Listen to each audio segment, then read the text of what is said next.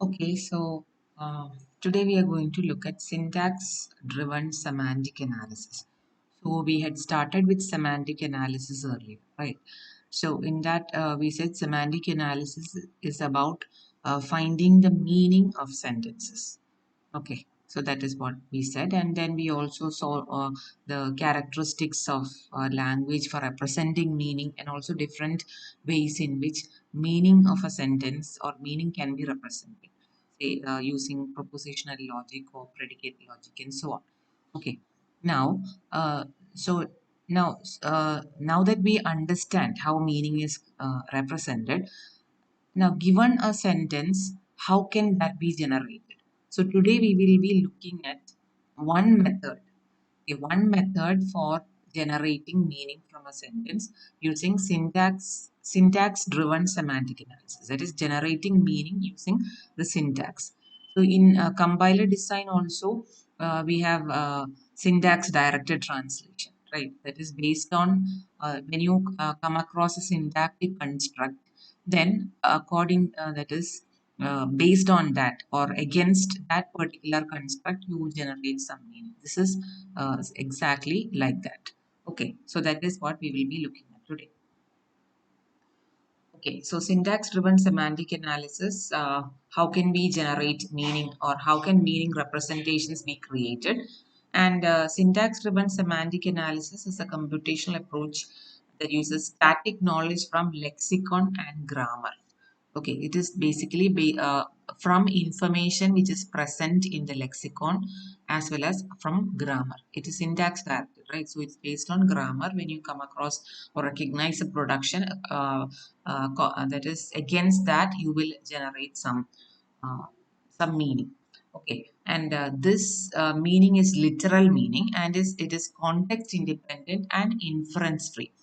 So it is basically this meaning which we generate using syntax driven semantic analysis is based on the principle of compositionality. That is, the meaning of the whole sentence is made up of or made from the meaning of its parts or the words that make up the sentence. That is, and it has nothing to do with sometimes the context of the sentence will alter the meaning. So that is not considered here. It is context independent and there is no inference. We are not inferring anything new. We are just building up from the building blocks called words. From that you build up, and when we come across a syntactic construct, we build from these words, then we generate the meaning associated with it by combining the meanings of parts.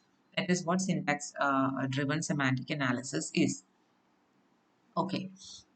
So this is the picture given in the textbook. So we give the input sentence to the parser, and the parser will recognize a particular sort of derivation, or a parse tree will be generated when it recognizes based on a particular grammar, and and corresponding to that, the semantic analyzer corresponding to particular parse tree, a meaning representation is also generated.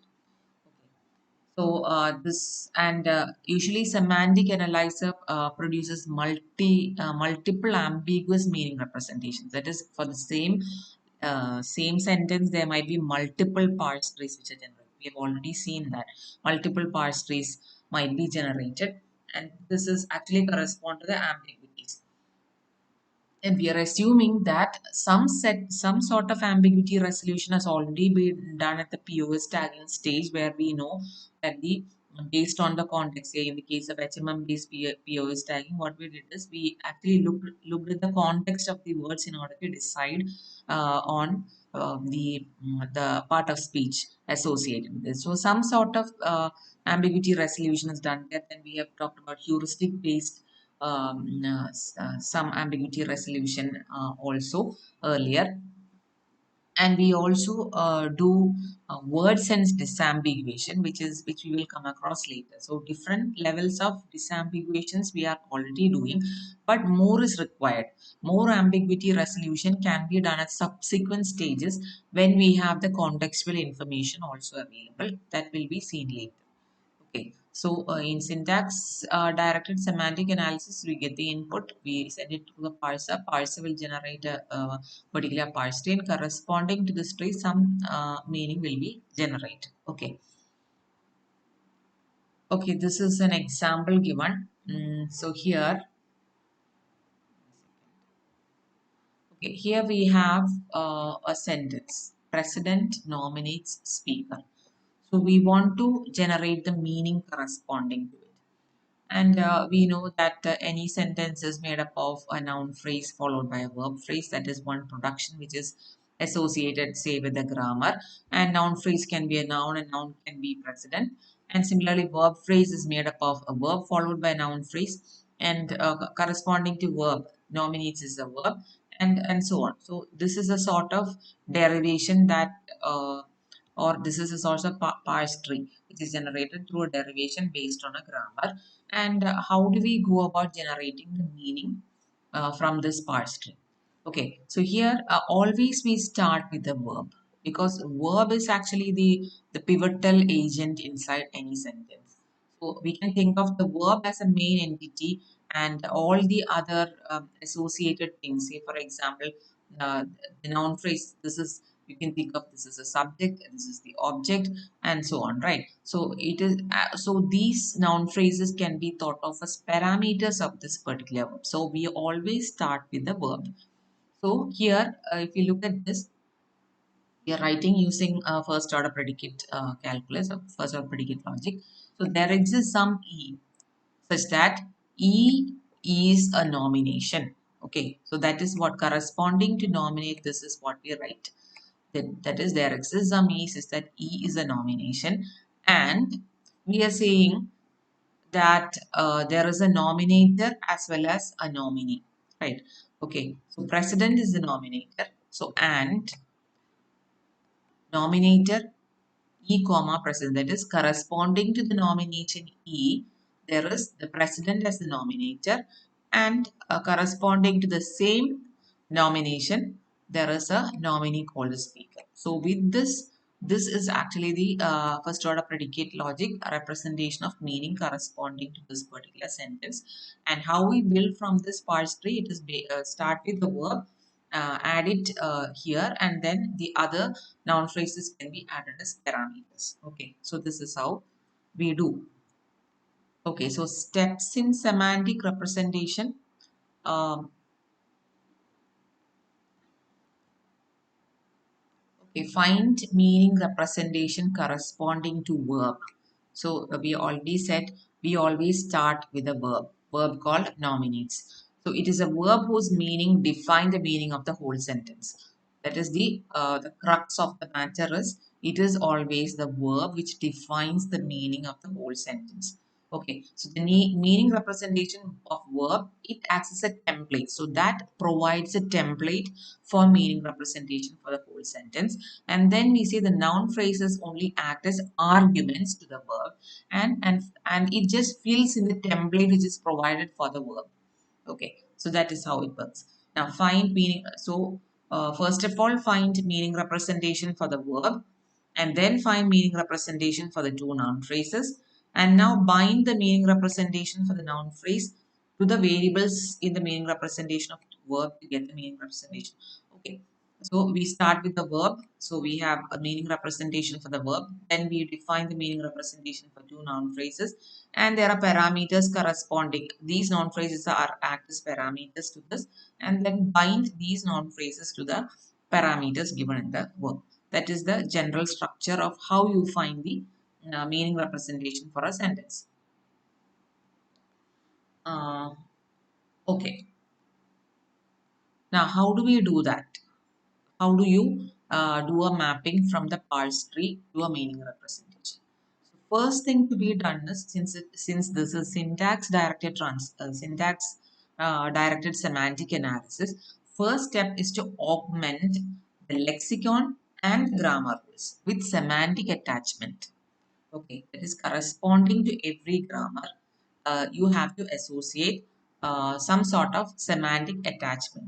That is, it is a device of mapping between the rules of the grammar and rules of. So it is some mapping which is there. from rules of the grammar to the actual semantic representation of the sentence. Okay, say for example, if you have a production like this, okay, you have a production A gives alpha 1, alpha 2, etc. up to alpha n. Now you have to define the meaning corresponding to this structure.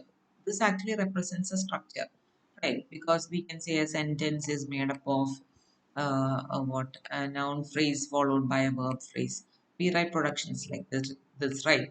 So, so corresponding to this, we have to write a function which will generate the actual meaning representation of this rule from its constituents. That is a meaning representation for alpha I, alpha k, and so on. So from that you build the meaning representation for A. So corresponding to each production, there must be some sort of mapping mechanism from the rule to the meaning representation. Okay, such sort of rules are called augmented rules. Okay, the text appearing within brackets specify the meaning representation assigned to A as a function of the semantic attachment of A's constituents. So that is the basic idea of compositionality. We have already said the meaning of the whole sentence is made up of its parts, right? Okay, so how is it done? Say for example, again we are going back to our example, president nominates speaker. Now we have a production, noun gives precedent. So the noun corresponding to noun, it can be precedent or it can be speaker.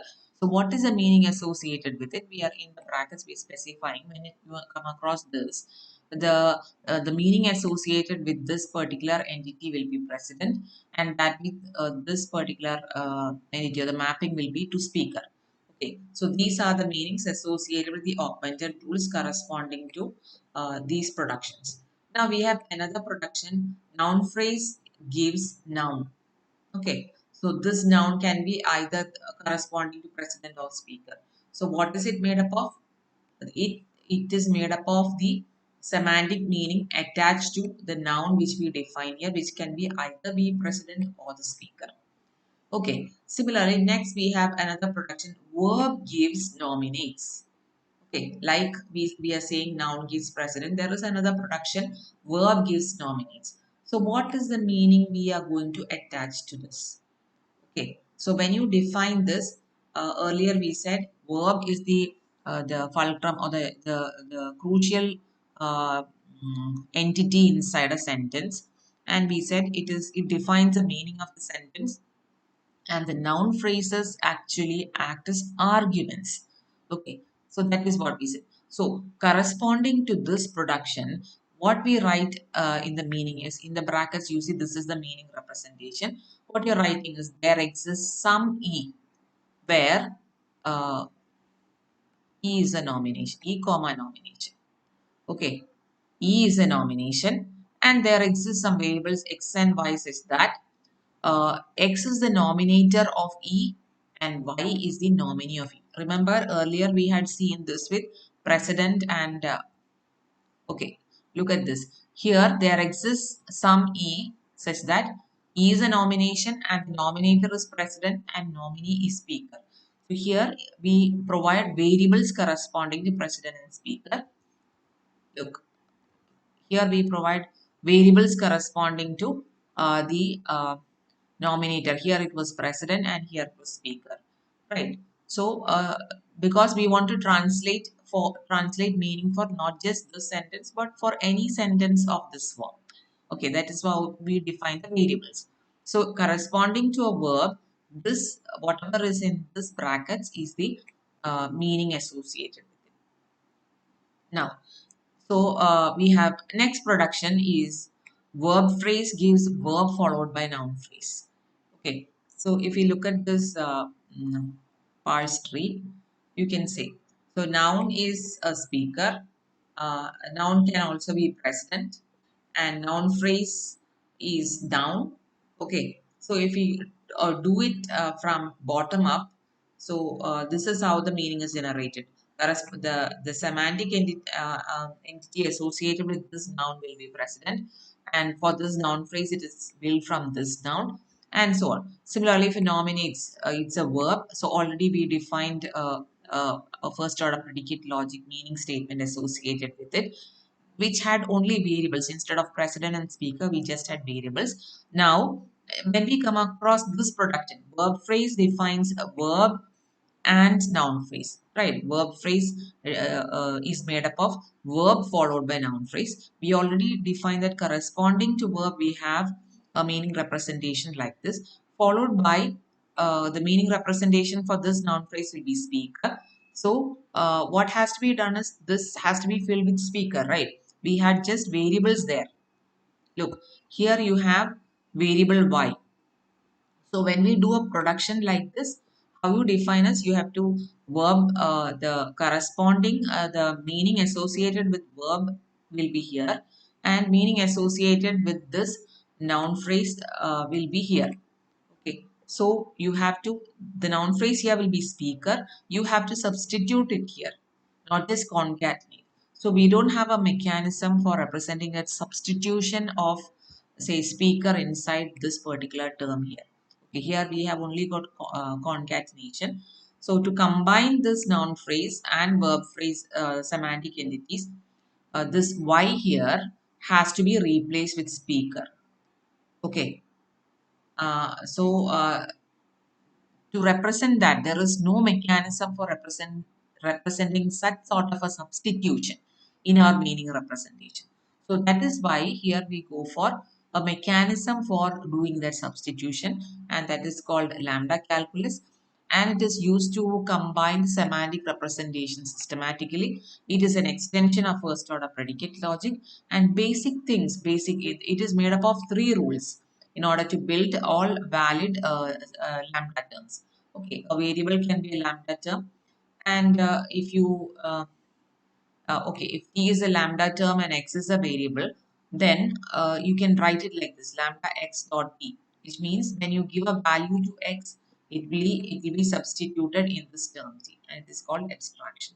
Say for example, lambda x dot that is lambda x is actually a function, and the definition of the function is x plus 2. Now if you call this function with parameter 2, then you will have this lambda term will be gone, and the value returned will be 2 plus 2. Okay, we're trying to substitute it. This is another lambda term which is defined. If Tn as a lambda terms, then Ts means it is the application function T to an input S.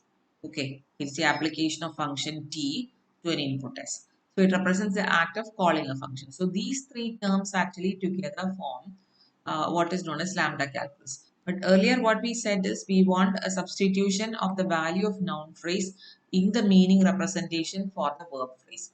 So substitution is required. So that can be done using rule number 2 here. Okay, so if you look here, okay, for this is an example of lambda calculus. So you have lambda x px. Okay, lambda x px is a term. Now, if you give charge as a parameter to this definition, so charge is a parameter. So this in this function p, x is replaced with charge, and you get p of charge. This lambda term is gone. Okay, now that is how substitution works in lambda calculus. So similarly, if we are going to do, we are going to represent the semantics for VP. That is, verb phrase is made up of verb followed by noun phrase. That is the point where we came across a problem, right? This point. So we said, I'll just uh, rub it because it is very confusing. So earlier what we said is, the problem which we faced was when we have a production like this, corresponding to verb, we said this is the meaning representation, and corresponding noun phrase we have, this is our meaning representation, and we said already noun is, the meaning is speaker. So basically what comes here is speaker. Okay, and when this is given as a parameter to verb, we want this y to be replaced by speaker. So how can we write it using lambda calculus? So what happens is, corresponding to this particular production, now how we write is lambda y, lambda x. There exists some e's, is that e is a nomination. Okay, e is a nomination, and nominator is e comma x and nominee is e comma y. So when you do it using lambda calculus, now if you are going for this particular that is when this particular construct is recognized, what you give as parameter is speaker is given as a parameter here. Okay, in case of uh, this production. So speaker is given as a parameter here. So which means you have to replace this y with the speaker, and this term lambda y can be eliminated when you call with speaker as a parameter. Similarly, what is next is if you look at this production. Okay, so we have reduced till here. That is, we have started from the lower end. We have nominates corresponding to nominate. We went for the reduction to verb. Similarly, these terms also have been reduced to verb phrase. Now you need to combine noun phrase and verb phrase to form the sentence. So corresponding to that, what we have to do is we have to the verb phrase, we have to give precedent as the parameter. Okay, so when we give precedent as a parameter, so we know we have already replaced this y with speaker, right? Now we give to that statement, we give the precedent as a parameter. So what happens is precedent is x. So this lambda term is removed and this x is replaced with precedent. Okay, that is what we get here. So there exists E. E is a nomination and precedent is the nominator and speaker is the nominee. So finally, so we have reached S. So it is corresponding to S gives noun phrase followed by verb phrase, right? That was the final production. So corresponding to that, this particular meaning is generated. So for sentence S, uh, that is precedent nominate speaker, the meaning representation which we get is this. Okay. So this is how syntax directed semantic analysis works. Okay.